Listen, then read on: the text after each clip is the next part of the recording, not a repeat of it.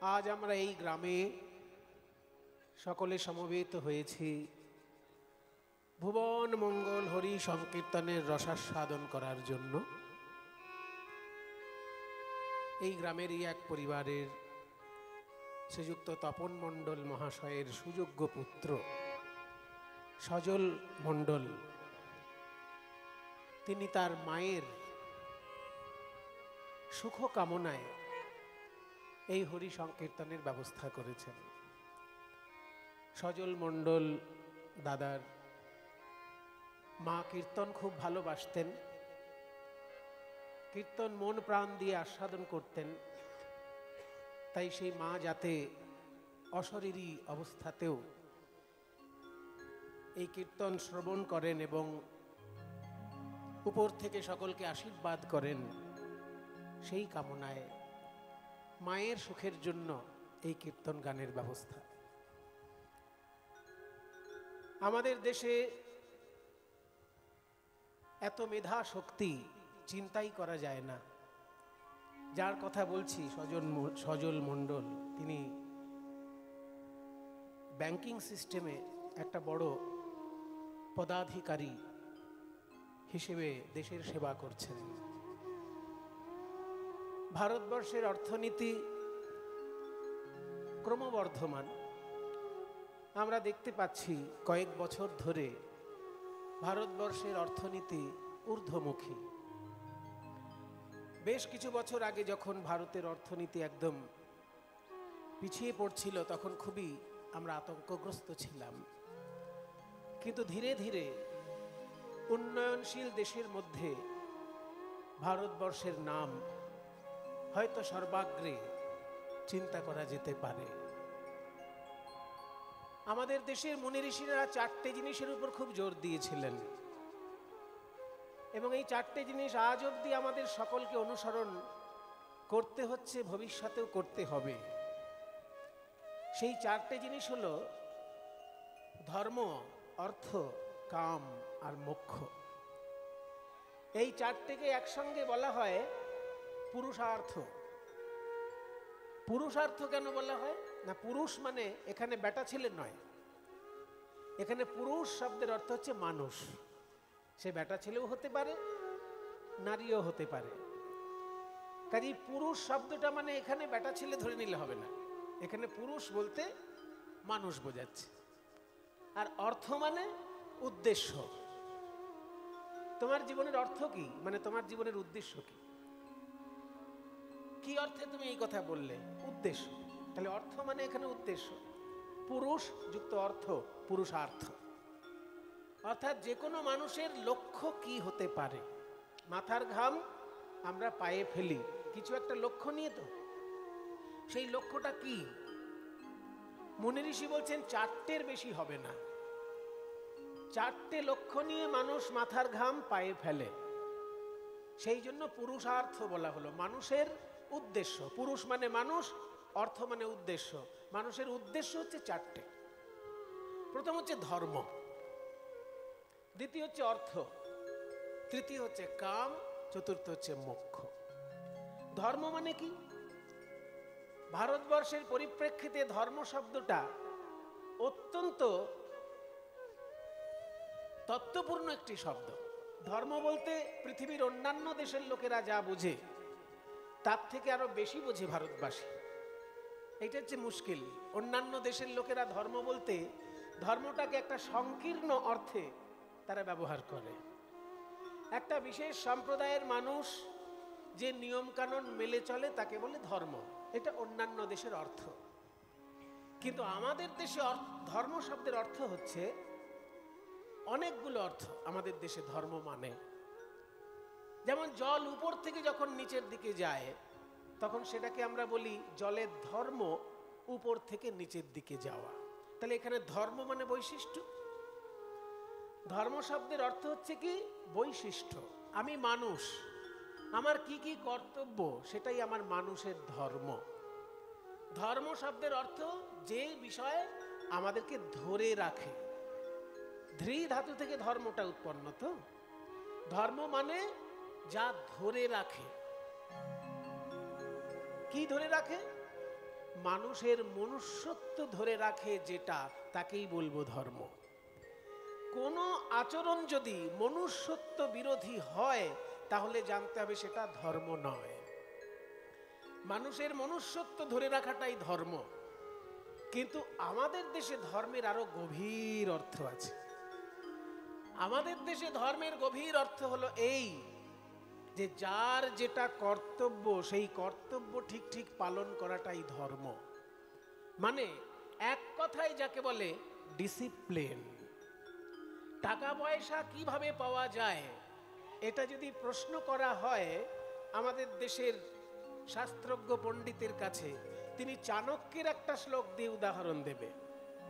বলছে টাকা পয়সা অর্জন করতে গেলে আগে দক্ষতা অর্জন করতে হয়। দক্ষতা অর্জন করতে হবে। সেই দক্ষতা অর্জন করতে গেলে বিদ্যা আগে অর্জন করতে হবে।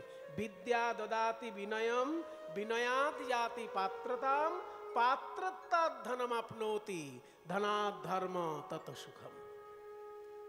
এই হচ্ছে আমাদের নিয়ম। বিদ্যা দদাতি বিনয়ম, বিদ্যা আমাদেরকে বিনয় দান করে। বিদ্যা মানে পড়াশোনা, জ্ঞান অর্জন, আমাদের কি করে? বিনয় দান করে। এখানে বিনয় শব্দের আবার অর্থ আমরা যেটা বুঝি সেটা নয়। বিনয় মানে আমরা সবসময় বুঝি কি মাথা নিচু করে কথা বলা, এটা বিনয় বলি না, যে লোকটা খুব বিনয়ী, মানে মাথা নিচু করে সবসময় হাত জোড় করে কথা বলছে। কিন্তু বিনয় শব্দের আসল অর্থ হলো ডিসিপ্লিন। বিনয় শব্দের আসল অর্থ হচ্ছে ডিসিপ্লিন। কেউ যদি সুশিক্ষা লাভ করে তার ভিতর একটা ডিসিপ্লিন তৈরি হয়। ওই জন্য বলছে বিদ্যা দদাতি বিনয়ম। যদি বিদ্যা অর্জন করে কেউ ঠিকঠাক, তার জীবনে ডিসিপ্লিন আসবে। আর ডিসিপ্লিন যদি তার জীবনে আসে, সে কোনো না কোনো একটা বিষয়ে দক্ষ হয়ে উঠবে। বিনয়াৎ যাতি পাত্রতাম। বিনয় মানে ডিসিপ্লিন। ডিসিপ্লিন থেকে সে একটা বিষয়ে এক্সপার্ট হয়ে উঠবে, একটা বিষয়ে দক্ষ হয়ে উঠবে। আর কোনো বিষয়ে যদি আপনি দক্ষ হয়ে ওঠেন, পয়সার জন্য আপনাকে চিন্তা করতে হবে না, পয়সা আপনার পিছনে ছুটবে। আপনি যদি খোল বাজনায় খুব ভালো দক্ষ হয়ে ওঠেন, দেখবেন গায়করাই আপনাকে ফোন করে করে ডাকছে। বিভিন্ন অনুষ্ঠান আপনাকে ডাকছে যে আমাদের সঙ্গে একটু বাজান, একটু বাজিয়ে যান। তাহলে দক্ষতাটা অর্জন করলে পয়সার পেছনে তাকে ছুটতে হয় না, পয়সা তার পেছনে ছোটে। ওই জন্য যে কোনো বিষয়ে আপনি যদি ভালো গান করেন, দেখবেন আপনাকে মানুষই ডেকে আপনাকে পয়সা গুঁজে দিয়ে যাচ্ছে পকেটে, আপনাকে পয়সার পেছনে ছুটতে হচ্ছে না। ঠিক তেমনি যে কোনো একটা কাজে আপনি যদি দক্ষতা অর্জন করেন, আপনি যদি একটা ভালো ডাক্তার হন, দেখবেন আপনি বসে থাকতে পারবেন না, ফোনে ফোনে আপনাকে হাসপাতালগুলো বিরক্ত করে ছাড়বে যে আমাদের হাসপাতালে আসুন, আমাদের হাসপাতালে আসুন, আমাদের হাসপাতালে আসুন। পাগল করে দেবে আপনাকে ডাকতে ডাকতে। কাজেই যে কোনো বিষয়ে যদি দক্ষতা অর্জন করা যায়, তাকে আর পয়সার জন্য চিন্তা করতে হয় না, পয়সা তার পেছনে ছুটে। ওই জন্য বলছে বিনয়াদ ইয়াতি পাত্রতাম। তোমার ভিতর যদি ডিসিপ্লিন আসে, তোমার ভিতর কোনো একটা বিষয়ে দক্ষতা আসবে। আর দক্ষতা আসলেই ধনমাপ্নোতি, অমনি সে পয়সা আপনা আপনি চলে আসবে তার কাছে। আর ধনে দিয়ে কি হবে? ধন দিয়ে ধর্ম পালন করতে হবে, কর্তব্য পালন করতে হবে। দেশের সেবা, দশের সেবা, আত্মীয় স্বজনের সেবা, ছেলে মেয়ের উন্নতি, স্ত্রীর মনোবাসনা পূর্ণ করা, নিজের মনোবাসনা পূর্ণ করা, এই সমস্তটাই তখন আপনার ধর্মের মধ্যে পড়ে যায়। দায় দায়িত্ব পালন করাটাই ধর্ম। এটাই বলার জন্য এত কথা বললাম যে আমাদের দেশে ধর্ম মানে শুধুমাত্র কয়েকটা নিয়ম মেনে চলা নয়, কয়েকটা মাত্র ধর্মীয় অনুশাসন মেনে চলা নয়। আমাদের দেশে ধর্ম শব্দের অর্থ হচ্ছে দায়িত্ব পালন। ডাক্তারবাবু যদি ঠিক ঠিক চিকিৎসা করেন, তাহলে ডাক্তারবাবু তার ধর্ম পালন করছেন। শিক্ষক যদি ঠিক ঠিক শিক্ষা দেয়, সে তার ধর্ম পালন করছে। গায়ক যদি ঠিক ঠিক গান করে, সে ধর্ম পালন করছে। বাদক যদি ঠিক ঠিক বাজায়, সে ধর্ম পালন করছে। যার যে কাজ, সেই কাজটা সে ঠিক ঠিক করলেই তার ধর্ম পালন করা হয়। তাই আমাদের দেশে বলা হলো প্রথম লক্ষ্য মানুষের ধর্ম। আর ধর্মতেই থেকেই অর্থ চলে আসে। কারণ আপনি যদি গায়ক, গানটাই আপনার ধর্ম। আপনি যদি বাদক, বাজনাই আপনার ধর্ম। আপনি যদি মিলিটারি, তাহলে মিলিটারি যুদ্ধে যাওয়াটাই আপনার প্রধান ধর্ম। আপনি যদি ডাক্তার, তাহলে রোগীর চিকিৎসা করাটাই আপনার প্রধান ধর্ম। যে যার ধর্ম পালন করলেই তার পেছনে অর্থ ছুটে আসবে। ওই জন্য ধর্মের পরে অর্থের স্থান। যে যার ধর্ম পালন করলে, ডাক্তার যদি ডাক্তারি ধর্ম পালন করে, মাস্টার মশাই যদি মাস্টারের ধর্ম পালন করে, কৃষক যদি কৃষকের ধর্ম পালন করে, শিল্পী যদি শিল্পীর ধর্ম পালন করে, যে যার ধর্ম, যে যার বৈশিষ্ট্য ঠিক ঠিক পালন করে চললেই অর্থ আসে। ওই জন্য ধর্মের পরে অর্থের স্থান হলো। আর অর্থ আসলেই কামনা পূর্ণ হবে। আপনার একতলা বাড়িটা দুতলা বাড়ি করার ইচ্ছে হচ্ছে, হয়ে যাবে দুতলা বাড়ি। আপনার 1 বিঘে জমিটা 2 বিঘে জমি করার ইচ্ছে হচ্ছে, হয়ে যাবে 2 বিঘে জমি। কাজেই ধর্ম আগে, তারপরে এলো অর্থ, তারপরে এলো কাম। কাম মানে কামনা বাসনা। কিন্তু এই তিনটে যখনই জীবনে আসে, সেখানেই শেষ নয়। তারপরে আর একটা মুনি ঋষিগণ বলেছেন মোক্ষ। তুমি যদি অর্থ উপার্জন করো, তুমি যদি কামনা বাসনা পূর্ণ করো, তুমি যদি ডিসিপ্লিন মেনটেন করে যাও, তুমি কিন্তু একটা বন্ধনের মধ্যেই থাকলে, এই বন্ধন থেকে ধীরে ধীরে মুক্তি লাভেরও তোমার বাসনা থাকতে হবে। তা না হলে তোমার জীবনটা পরিপূর্ণ জীবন হলো না। তুমি যদি শুধু ধর্ম, অর্থ আর কাম নিয়ে পড়ে থাকো, তাহলে তুমি কিন্তু একটা বন্ধনেই থাকলে ভাই। বন্ধন থেকে মুক্তির জন্য যে সাধনা, সেটাও তোমাকে চেষ্টা করতে হবে। যদি না করো, তাহলে তোমার জীবন অসম্পূর্ণ জীবন। তুমি ধর্ম উপার্জন করো, অর্থ উপার্জন করো, কামনা পূর্ণ করো, সব করো, কিন্তু মুক্তি লাভেরও যদি একটা সূক্ষ্ম বাসনা ভিতরে না থাকে, তাহলে যান্ত্রিকভাবে তোমার জীবনটা পার হয়ে যাবে। শুধু যন্ত্রের মতন তুমি দৌড়ে বেড়াবে, শান্তি পাবে না। শান্তি তখনই পাবে যখন এই বন্ধনগুলোর সঙ্গে তুমি মুক্তি চিন্তাও করবে। কি করে বন্ধনের মধ্যে মুক্তি চিন্তা করব? না, যদি আমি 100 টাকা আয় করি, তার মধ্যে 10টি টাকা বা 5টি টাকা যদি আমি দেশের জন্য দান করি, বা দেশের সংস্কৃতির জন্য দান করি, বা দেশের শিক্ষা ব্যবস্থার জন্য দান করি, বা দরিদ্র মানুষের উদ্দেশ্যে দান করি, আমার কিন্তু ওটা জীবনের মুক্তি লাভের একটা পথ হয়ে গেল। যে কোনো ভাবে মুক্তি লাভের জন্য একটা চেষ্টা আমাদের করতেই হবে। যদি না করি, এই যে 24 ঘন্টার মধ্যে আপনি 3 ঘন্টা কীর্তন শুনবেন, 24 ঘন্টার মধ্যে যা করলেন সব নিজের কাজ করলেন। হয় খেয়েছেন, নয় ঘুমিয়েছেন, নয় রাজনীতির আলোচনা করেছেন, নয় ভারত পাকিস্তানের যুদ্ধ নিয়ে আলোচনা করেছেন, কিছু একটা করেছেন। কিন্তু এই যে 3টে ঘন্টা চলবে ভগবানের গুণগান, ভগবানের লীলা, ওই যে যা যা বন্ধনের মধ্যে আপনি ছিলেন, সেই সমস্ত বন্ধন থেকে মুক্তি এই 3টে ঘন্টার জন্য। সেই জন্য সমস্ত বন্ধন থেকে মুক্তি কিন্তু এই 3 ঘন্টা কীর্তন যতক্ষণ হবে, ততক্ষণ কিন্তু ওই মুক্তির স্বাদ আপনারা পাবেন। বাড়িতে গেলেই বন্ধন, কীর্তনের আসরে আসলেই মুক্তি। একদিকে বন্ধন, একদিকে মুক্তি, দুটো জিনিস সমানভাবে যদি কারোর জীবনে চলে, তবেই তার জীবন সম্পূর্ণ জীবন। আর তা না হলে শুধু বন্ধনের সাধনা করে গেল, মুক্তির সাধনা করলো না, তাহলে কিন্তু ওই অভিমন্যুর মতন অবস্থা হবে। শুধু প্রবেশের পথ জানা আছে, বেরোনোর পথ জানা নেই। তুমি চক্রবুহে প্রবেশের পথ জানলে, বেরোনোর পথ জানলে না, তাহলে কিন্তু ওই অভিমন্যুর দশা হবে। সেই জন্য ভারতবর্ষের মুনি ঋষি বলছে, তোমার জীবনের লক্ষ্য 3টে নয়, 4টে। ধর্ম, অর্থ, কাম, ওইখানে থেমে যেও না, আর একটা আছে মোক্ষ। সেই জন্য যাই করো ভাই, তুমি জানবে সেটা বন্ধনের কাজ করছো। যখনই তুমি নিঃস্বার্থভাবে কোনো সেবামূলক চিন্তা করবে, অমনি দেখবে সেটা মুক্তির কাজ হয়ে যাচ্ছে। তুমি দেশের জন্য যদি চিন্তা করো, তুমি সংস্কৃতির জন্য যদি চিন্তা করো, তুমি ঈশ্বরের জন্য যদি চিন্তা করো, তাহলেই দেখো সেটা মুক্তির কাজ হয়ে যাচ্ছে। এই যে আজকে যেমন উদাহরণ দিলাম, 24টা ঘন্টার মধ্যে 21টা ঘন্টা আপনারা সংসার নিয়ে চিন্তা করেছেন, তার মানে বন্ধনের মধ্যে চিন্তা করেছেন। কিন্তু যখনই 3টে ঘন্টা আপনারা কৃষ্ণ চিন্তা করবেন, মহাপ্রভুর চিন্তা করবেন, ভারতীয় মুনি ঋষির কথাবার্তা শুনবেন, এই 3টে ঘন্টা কিন্তু আপনাদের মুক্তির স্বাদ। কোনো বন্ধনের মধ্যে নেই, এর মধ্যে শুধু মুক্তির স্বাদ, পরম শান্তিময় বাণী আমরা শুনতে পাই কীর্তন গানের মধ্যে দিয়ে, ভাগবত পাঠের মধ্যে দিয়ে, গীতা পাঠের মধ্যে দিয়ে।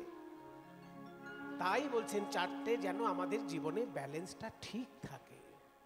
যে মায়ের উদ্দেশ্যে কীর্তনের ব্যবস্থা করেছেন সজল মণ্ডল ভাই, তিনি মায়ের উদ্দেশ্যে এই কীর্তন করাচ্ছেন। আমি জিজ্ঞেস করেছিলাম আপনার মায়ের কি লীলা, কি কীর্তন প্রিয় ছিল, সেটাই আজকে আমরা আস্বাদন করব। তার মা জননী যে কীর্তন শুনতে ভালোবাসতেন, আজকে সেই কীর্তনটাই আমরা পরিবেশন করব। সেই কৃষ্ণলীলা অনুসারে আগে গৌর সুন্দরের ভাবটি আমরা দেখি, তারপর কৃষ্ণলীলাটা জানতে পারবো যে কোন কৃষ্ণলীলা আজকে এখানে আস্বাদিত হতে চলেছে। গৌর চন্দ্রিকা শুনলেই বোঝা যাবে যে কোন কৃষ্ণলীলা হতে চলেছে। আজকে গৌরাঙ্গ মহাপ্রভু কি করছেন না, আরে মোর গোরা দ্বিজমণি, হানাথ হানাথ বলি লুটায় ধরণী। প্রাণনাথ প্রাণনাথ বলে কেঁদে কেঁদে মাটিতে গড়াগড়ি যাচ্ছেন। দিনের পর দিন ক্রন্দন করেছেন মহাপ্রভু পুরীধামে।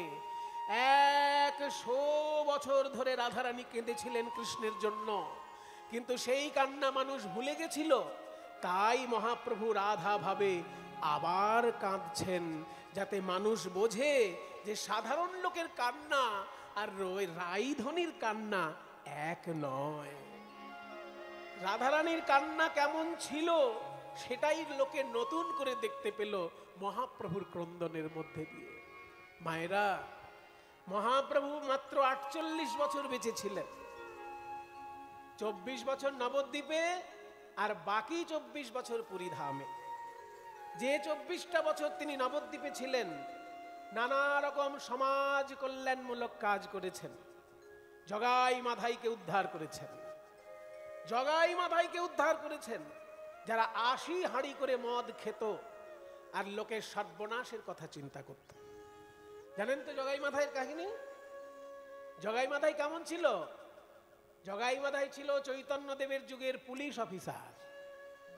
এখনকার দিনে পুলিশ বলা হয়, পুলিশ শব্দটা তো ইংরেজি শব্দ, আমরা ইংরেজদের থেকে শিখেছি পুলিশ, কিন্তু আমাদের ভারতীয় শব্দ হলো নগর কোটাল। যাকে এখনকার দিনে পুলিশ বলে, তখনকার দিনে কোটাল বলত। কাজে নগর কোটাল জগন্নাথ মাধব, জগাই মাধাই ছিল পুলিশ অফিসার। তারা এতখানি বড় মাতাল ছিল যে সরকারি মাইনের টাকায় তাদের মদ কেনা হতো না।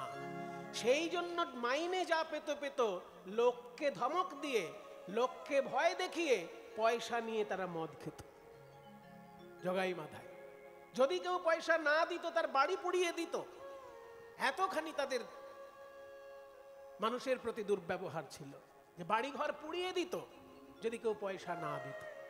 এইভাবে লোকের ক্ষতি করে পয়সা নিয়ে জগাই মাধাই মদ খেত। আর সেই জগাই মাধাই যখন নিতাই গৌরের কৃপা পেল, কি হলো জানেন?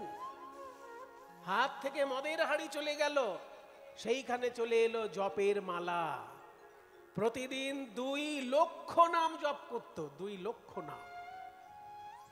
2 লক্ষ নাম জপ কিভাবে হয়? 1 লক্ষ নাম জপ কিভাবে হয় সেটা শুনে নিন, তাহলেই বুঝতে পারবেন 2 লক্ষ নাম জপ কিভাবে হয়। হরে কৃষ্ণ কৃষ্ণ কৃষ্ণ হরে হরে, হরে রাম রাম রাম হরে হরে।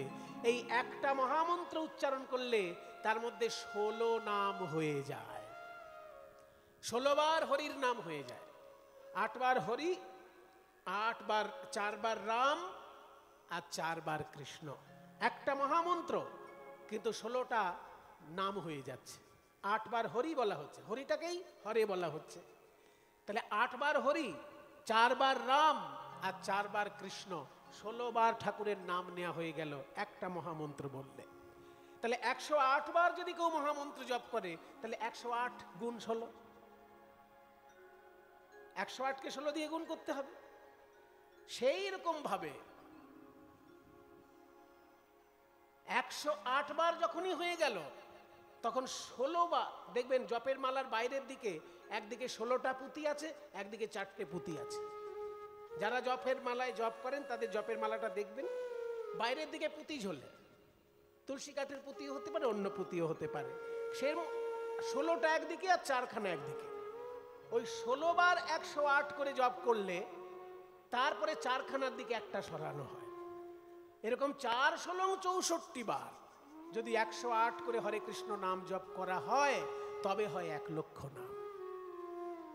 4 16 64 বার, 64 বার 108 করে হরে কৃষ্ণ নাম যদি কেউ জপ করে তাহলে ধরা হয় 1 লক্ষ নাম। যদিও 1 লক্ষের বেশি হয়ে যায়, কিছুটা বেশি হয়ে যায়, কিন্তু 1 লক্ষ ধরা হয়।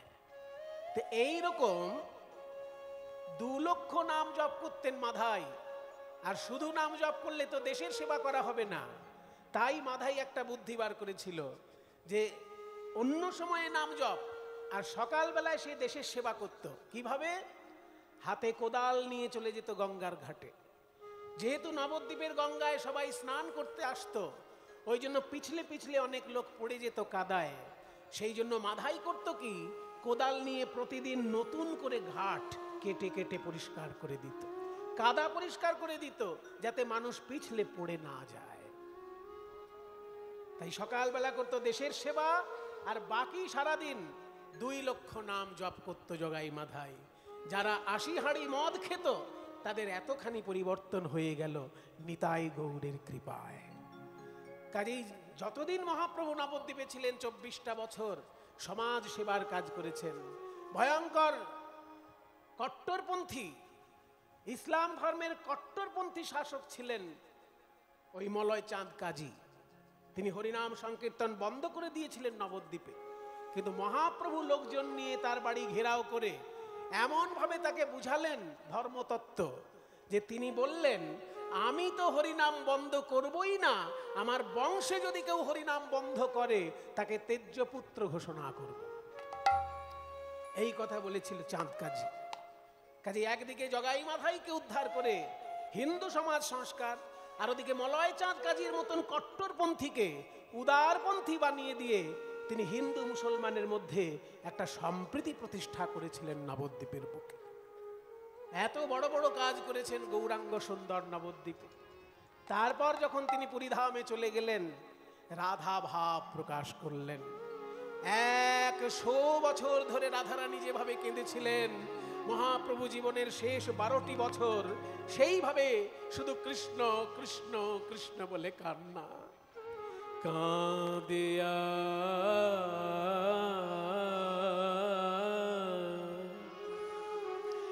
কাঁদিয়া রজনী পোহায়,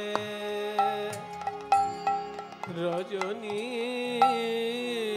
পোহায়, রজনী পোহায়, পোহায় ও কাঁদিয়া রজনী পোহায়। গম্ভীরা ভিতরে গোরারায়, গোরারায়, গম্ভীরা ভিতরে গোরারায়, গম্ভীরা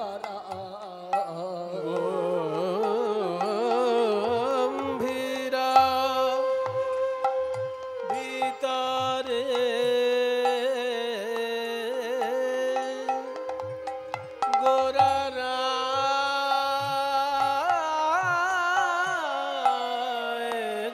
গম্ভীরা ভিতরে গোরারায়,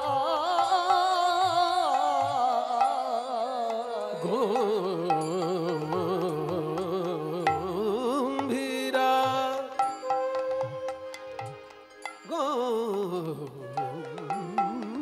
গম্ভীরা,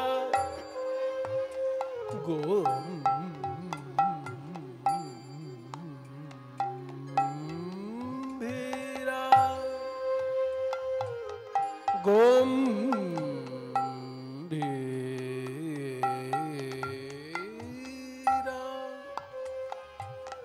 কেন এতবার গম্ভীরা বলছি? নানান কায়দায়। সা নি দা পা মা গা রে সা, গম্ভীরা।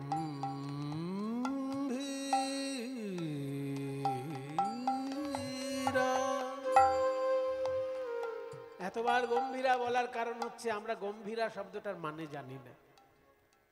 গম্ভীরা শব্দটাকে বাঙালিরা অন্য শব্দে জানে। আগেকার দিনে জমিদার বাড়িতে বা বড়লোকদের বাড়িতে একটা গোপন ঘর থাকতো। সেই গোপন ঘরটাকে বলতো গম্ভীরা। ওই গোপন ঘরটার মধ্যে দামি দামি সোনা, রূপোর অলংকার, তারপরে মণি মাণিক্য, তারপরে দলিল দস্তাবেজ, এইসব দামি জিনিস রাখা হতো, যাতে বাইরের লোক না জানে ঘরটা কোথায় আছে। ওইটাকে বাংলায় বলে চোরা কুটুরি বা মাল ঘর, কিন্তু উড়িয়া ভাষায় ওটাকেই বলে গম্ভীরা। উড়িষ্যার যিনি রাজা তার নাম প্রতাপরুদ্র, আর উড়িষ্যার রাজার যিনি গুরুদেব তার নাম কাশীনাথ মিশ্র। কাশীনাথ মিশ্রের বাগান বাড়িতে ওই রকম একটা গোপন ঘর ছিল। এবার রাজার গুরু বলে তো কথা, রাজার গুরু তো বিরাট বড়লোক হবে না, গরিব মানুষের গুরু আর রাজার গুরু একরকম তো হবে না। রাজার গুরু যিনি, তিনি তো রাজার কাছ থেকে দক্ষিণা পান, কাজে তারও তো স্বর্ণ মুদ্রা কম নেই, সেই জন্য তারও একটা গোপন ঘর আছে। সেই গোপন ঘরটার মধ্যে যখন গয়নাগুলো ছিল, চৈতন্যদেব পুরীধামে আসার পর রাজার গুরু বললেন যে আমার গয়নার ঘরে গয়না রাখবো না, চৈতন্যদেবকে রাখবো, কারণ চৈতন্যদেবই আমার কাছে গয়না। ওই গয়না তোমরা কোথায় রাখবে তোমরা বুঝুগে যাও। এই বলে গয়নার ঘর থেকে গয়না সরিয়ে দিয়ে চৈতন্যদেবকে রেখেছিলেন। এতখানি ভালোবাসা চৈতন্যদেবের প্রতি। সেই গয়নার ঘরটায় যখন চৈতন্যদেব থাকতেন, সেইখানেই রাধা ভাবে ক্রন্দন করতেন। ওই গোপন ঘরকে গম্ভীরা বলে উড়িয়া ভাষায়। গম্ভীরা গম্ভীরা ভিতরে গোরা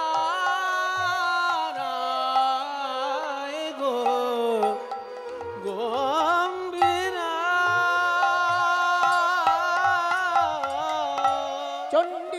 চণ্ডীদাস বিদ্যাপতি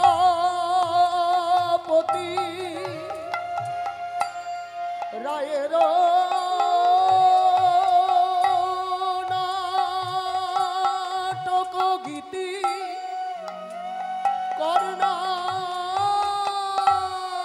কর্ণামৃত শ্রীগীত গোবিন্দ স্বরূপ রামানন্দ সনে মহাপ্রভু রাত্রি দিনে গাই শোনে পরম আনন্দ। রাধা ভাবে বিভোর হয়ে প্রভু আমার কেঁদে কেঁদে বলে ওরে ললিতা, যার লাগি আমি জীবন সমর্পণ করলাম, যার লাগি আমার ইহকাল গেল পরকাল গেল, সেই বধূ কেন এলো না, কেন এলো না, এলো না, এলো না, না, না, না, না, কেন এলো না আমার প্রাণের শ্যামরায়। রজনী পোহায় রজনী পোহায় রজনী পোহায় রজনী পোহায় রজনী পোহায় আমার গোরারায় কাঁদিয়া রজনী পোহায় আমার গোরা কাঁদিয়া রজনী। এইরকম রাধা ভাবে যখন ক্রন্দন করতেন মহাপ্রভু, তার কোনো বাহ্য জ্ঞান থাকতো না। একদিনকে একটা সাধারণ লোক সমুদ্রে স্নান করে জগন্নাথ মন্দিরে প্রণাম করতে চলেছে। আপনারা পুরীধামে যারা গেছেন তারা জানেন, বা যারা যাবেন তারা মিলিয়ে নেবেন। সমুদ্রের ধার থেকে জগন্নাথ মন্দিরে যেতে যে রাস্তাটা, সেই রাস্তাটা হচ্ছে স্বর্গদ্বার শ্মশান থেকে শুরু হয়। সমুদ্রের ধারে একটা শ্মশান আছে, তার নাম স্বর্গদ্বার শ্মশান।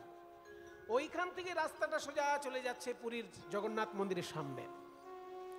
ওই রাস্তাটারই পাশে সেই মন্দির, যে মন্দিরে মহাপ্রভু থাকতেন। যদি পুরীর মন্দির থেকে সমুদ্রের দিকে যান তাহলে বাঁ দিকে পড়বে, আর সমুদ্র থেকে যদি পুরীর মন্দিরের দিকে আসেন তাহলে ডান দিকে পড়বে। ওই মন্দিরটার নাম হচ্ছে রাধাকান্ত মঠ বা গম্ভীরা মঠ। ওইখানেই চৈতন্যদেব রাধা ভাবে বিভোর থাকতেন। তো একটা সাধারণ লোক সমুদ্রে স্নান করে জগন্নাথ মন্দিরে প্রণাম করতে আসে রোজ। আর এই লোকটি এটাও জানে যে আমার সারা দিনের মধ্যে আর কোনো সময় পাবো না ঠাকুরকে ডাকার, কারণ সাধারণ মানুষ তো কর্ম করেই খেতে হবে। অত মোটা মোটা বই পড়ারও আমার সময় নেই। রামায়ণ, মহাভারত, ভাগবত কোনোটাই তো রোগা নয় বাবা, সবই মোটা, তাই না? রামায়ণ, মহাভারত, ভাগবত একটা রোগা কি? রোগা গ্রন্থ একটা আছে, কিন্তু সেটা সবাই পুজো করে, পড়ে কম, তার নাম ভগবত গীতা। গীতা খুব একটা মোটা নয়, কিন্তু পড়ে কজন? অনেকে বলে আমরা বুঝতে পারি না। আরে বোঝার দরকার কি? সব জিনিস কি বোঝার দরকার আছে পৃথিবীতে? বিয়ের সময় যখন মন্ত্রগুলো বলেছিলে, সব মন্ত্রের মানে বুঝেছিলে? কিন্তু ঠাকুর মশাই যখন বলিয়েছে একদম অংবং চং করতে বলে গিয়েছো সব, কিন্তু সব তো মানে বোঝনি, তাহলে বলেছিলে যে? ঠিক তেমনি গীতায় যা লেখা আছে সব ভগবানের বাণী। তুমি বুঝতে পারলে ভালো, আর বুঝতে যদি নাও পারো সেটার জন্য বেশি চিন্তা করার দরকার নেই। কারণ শ্রীমদ্ ভগবত গীতা দেখতে ছোট হলেও ওর ভিতর এত গভীর তত্ত্বকথা আছে যে বিএমএ পাশ করেও লোকে সেই তত্ত্বকথা বুঝতে পারবে না। হ্যাঁ, সংস্কৃত যদি পড়াশোনা থাকে সে একটু বুঝতে পারে, কিন্তু পড়াশোনা করেছে ইংরাজি, বা পড়াশোনা করেছে সায়েন্স, বা পড়াশোনা করেছে ইঞ্জিনিয়ারিং, আর সে গীতার একবারে সংস্কৃত শ্লোক পড়ে বুঝে যাবে, অত সহজ নয়। সেই জন্য গীতা এমন একটা জিনিস যে সেখানে ক্লাস 2 পাস করা মানুষের বোঝারও জিনিস আছে, আবার পিএইচডি করে ফেলেছে এমন লোকও বুঝতে পারবে না এমনও জিনিস আছে। আছে সবই। তুমি শুধু ক্লাস 2 পাস করেছো, কিন্তু তুমিও বুঝতে পারবে গীতা এমন কথাও আছে।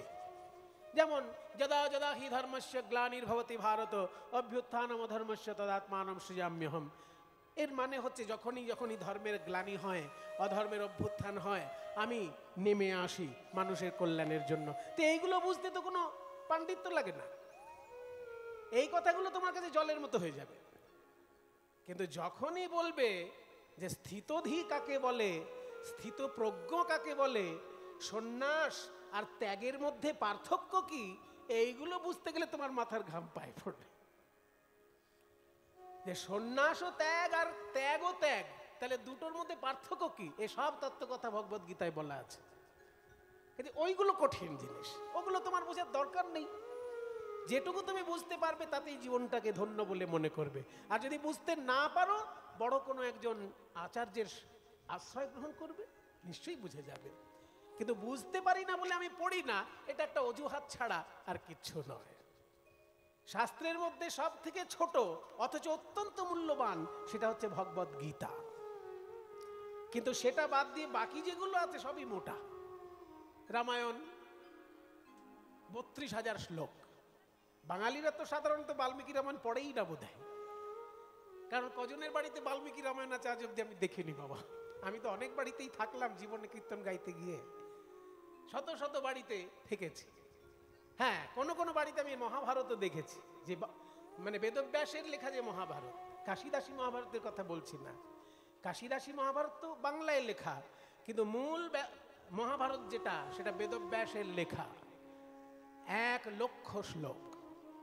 তাহলে 1,00,000 শ্লোকে লেখা রয়েছে মহাভারত, 32,000 শ্লোকে লেখা রয়েছে রামায়ণ, আর 18,000 শ্লোকে রয়েছে শ্রীমদ্ ভাগবত। সবই তো মোটা। আমার মতন সাধারণ লোকের পড়ার সময় কোথায়? এই ভেবে ওই লোকটি খুব একটা শাস্ত্র পড়ে না, কিন্তু একটা নিয়ম করে নিয়েছে যে সমুদ্রে স্নান করব, তারপর জগন্নাথ মন্দিরে প্রণাম করব, তারপর খাওয়া দাওয়া করে কাজে চলে যাব। এই সমুদ্রে স্নান আর জগন্নাথ মন্দিরে প্রণাম, এর মধ্যে যে সময়টা, ওই সময়টা আমি কাউকে দেব না, হরিনাম করতে করতে হাঁটবো। কারণ 24 ঘন্টার মধ্যে আর তো সময় পাবো না, কর্মে ব্যস্ত হয়ে যাব। তাই সেই লোকটি সমুদ্রে স্নান করে, আর জগন্নাথ মন্দিরে প্রণাম করে, তারপর খাওয়া দাওয়া করে কাজে চলে যায়। কিন্তু সমুদ্রে স্নান আর জগন্নাথ মন্দিরে প্রণাম, এই রাস্তাটা কিন্তু 2 কিলোমিটার। এই 2 কিলোমিটার রাস্তা যখন সে হেঁটে যায়, সেই সময় কারোর সঙ্গে কথা বলে না, শুধু হরিনাম করতে করতে যায়। আর ওই রাস্তার ধারেই মহাপ্রভুর মন্দির। তার মুখে ওই কৃষ্ণ নাম শুনে মহাপ্রভু উন্মাদের মতন ছুটে এলেন। উন্মাদের প্রায় গোরা ছুটি ছুটি ধায়,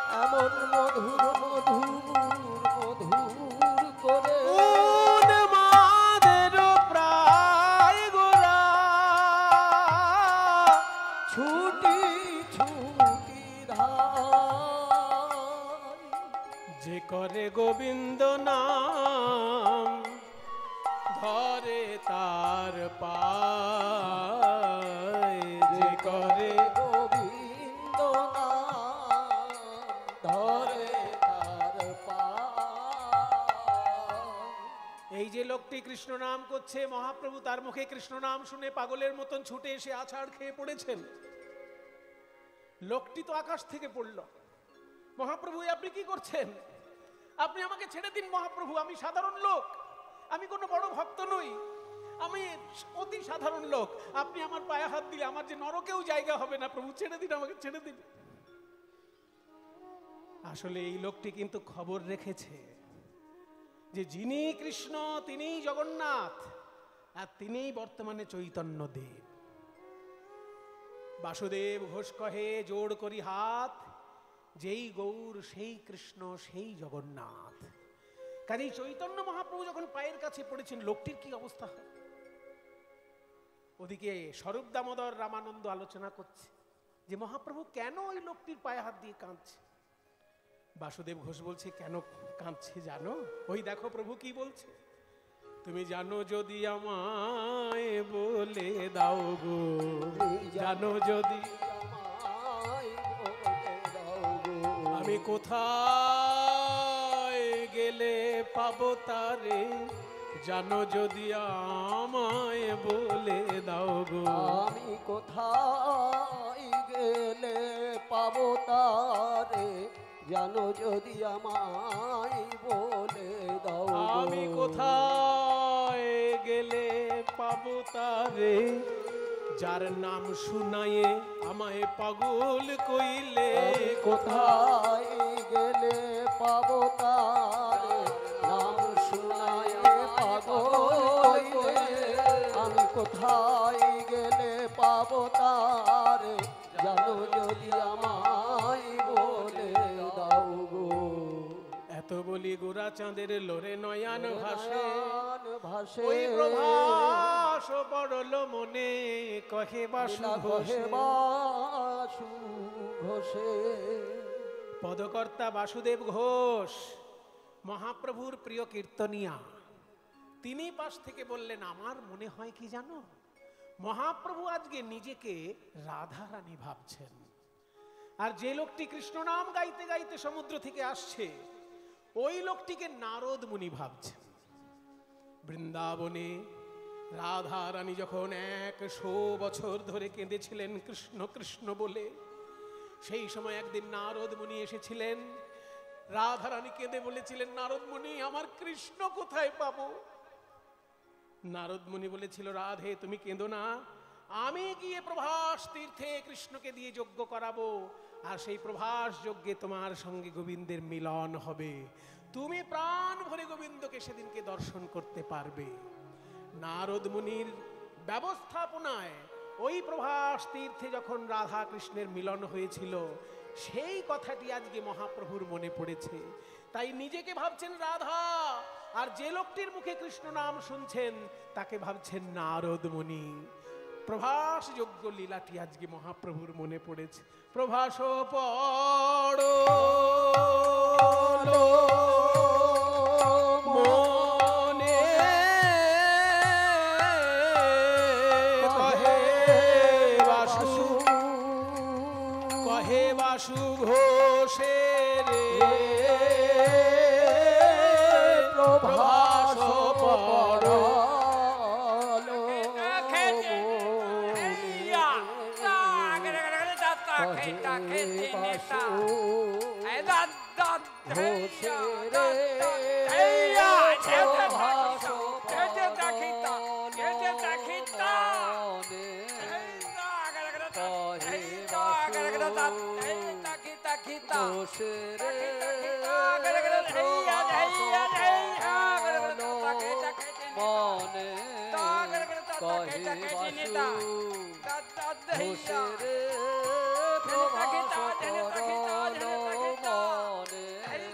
কহে বাসু ঘোষের প্রভাস, কহে বাসু ঘোষের প্রভাস মনে কহে বাসু ঘোষের প্রভাস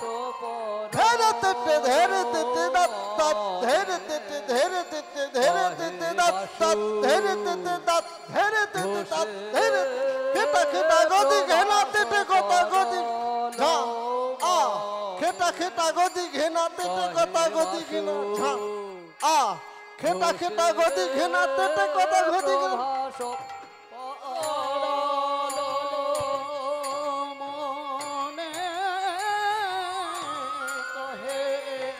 বাসু ঘোষ ঘোষের প্রভাস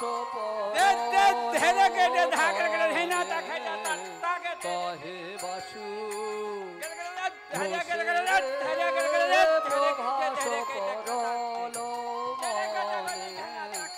কহে বাসু ঘোষের প্রভাস ঝম ঝম ঝম ঝম যা যা জেনে থাকে চম চম চম চম খাবে চম চম চম চম প্রভাস ঝম ঝম ঝম ঝম যা যা জেনে থাকে যা চম চম কহে যা যা বাসু জেনে থাকে যা গুরু জেনে যা ঘোষের গুরু জেনে যা তার দরকে তাক দরকে তাক দরকে কহে বাসু ঘোষের প্রভাস মনে কহে বাসু ঘোষের প্রভাস